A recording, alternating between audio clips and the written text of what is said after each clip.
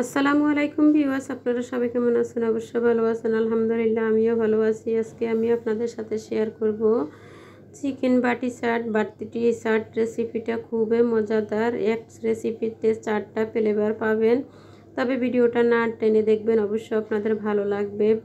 আমি ডাবলিগুলা ধুয়ে পরিষ্কার করে সিদ্ধ বসিয়ে দিয়েছি। এটা আমি বেশিক্ষণ ভিজিয়ে রাখি নাই, 1 ঘন্টার মতো ভিজিয়ে রেখেছি। আপনারা আরেকটু সময় থাকলে হাতে 2-3 ঘন্টা ভিজে রাখবেন। দিয়ে দিলাম স্বাদ মতো লবণ এবং মরিচের গুঁড়ো, হলুদের গুঁড়ো, তার সাথে 1 চিমটি দিয়ে দিলাম খাবার সোডা বা এখন চিকেন নিয়ে নিলাম। চিকেনগুলা ধুয়ে পরিষ্কার করে এটাতে দিয়ে দিলাম মরিচের গুঁড়ো, লবণ, তারপরে দিয়ে দিলাম চিলি ফ্লেক্স, রসুন পাউডার, অরগ্যানো,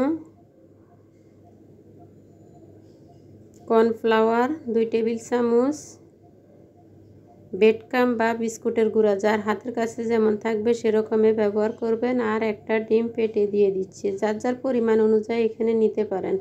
আমার মুরগির মাংস বেস্টে 2 পিসে নিয়ে নিলাম, আর আপনাদের পরিমাণ বুঝে আপনারা নিতে পারেন।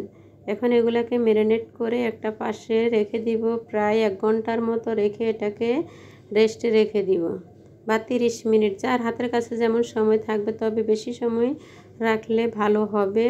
এখন 2 কাপ ময়দা নিয়ে নিলাম, তার সাথে দিয়ে দিচ্ছি স্বাদ মতো লবণ। এগুলা শুকনো উপকরণগুলো আমি মেখে নিচ্ছি।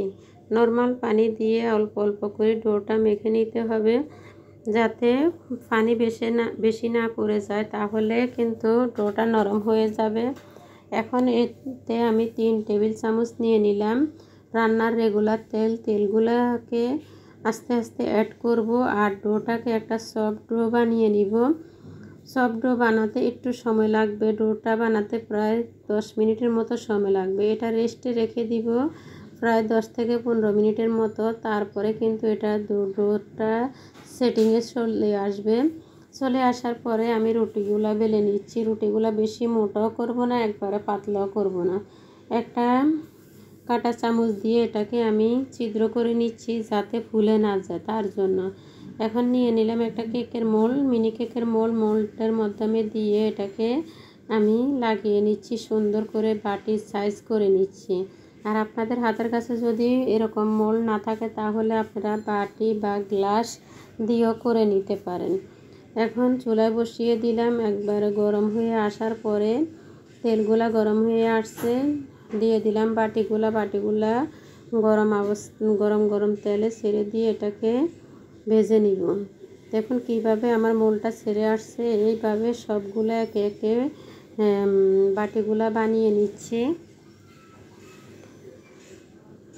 একইভাবে সবগুলা বানিয়ে নিব বাটিগুলা। ওই গরম তেলে দিয়ে দিচ্ছি চিকেনগুলা একটু ছাড়িয়ে দিবেন। যখন গরম তেলে দিবেন তখন একটু নাড়াচাড়া করে ছাড়িয়ে দিবেন, আর লাল গোল্ডেন ব্রাউন করে চুলার আঁচটা মিডিয়াম টু লো আঁচে রেখে কিন্তু এই চিকেনটা ভাজতে হবে। চিকেনটা ভাজা হয়ে গেছে, তুলে নিচ্ছি। তোলা হয়ে গেছে, এখন ওই তেলে দিয়ে দিচ্ছি আলু।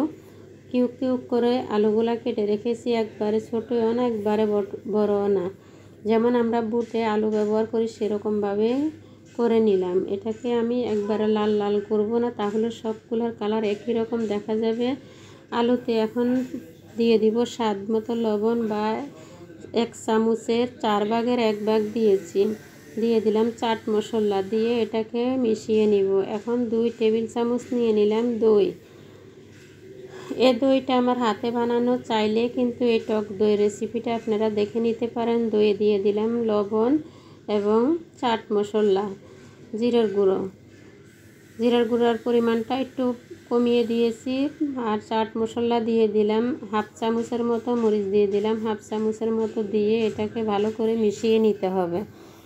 এমনভাবে মেশাতে হবে, এটার টেস্টটা কিন্তু অন্যরকম একটা টেস্ট, খুবই ভালো লাগবে। এখন আমি একে একে সব বাটিগুলো সাজিয়ে নিব। প্রথমে দিয়ে দিলাম ডাবলি, পরে দিয়ে দিব আলু ভাজা দিয়ে এর পরে দিয়ে দিব চিকেন ভাজা বা চিকেন পপকর্ন দিয়ে এটাকে আমি সাজিয়ে নিচ্ছি।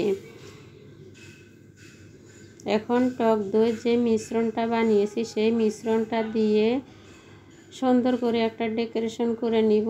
এই বাটি চাটের মধ্যে 4টা ফ্লেভার পাবেন, ফুচকা, বেলপুরি, তারপরে বাটি চাট, চিকেন পপকর্ন, এই 4টা ফ্লেভারে পাবেন। একই সাথে দিয়ে দিলাম চানাচুর ভাজা। চানাচুর ভাজাগুলো দিয়ে আমি সবগুলো সুন্দর করে সাজিয়ে নিলাম। এখানে বিদায়, আল্লাহ হাফেজ। অন্য কোনো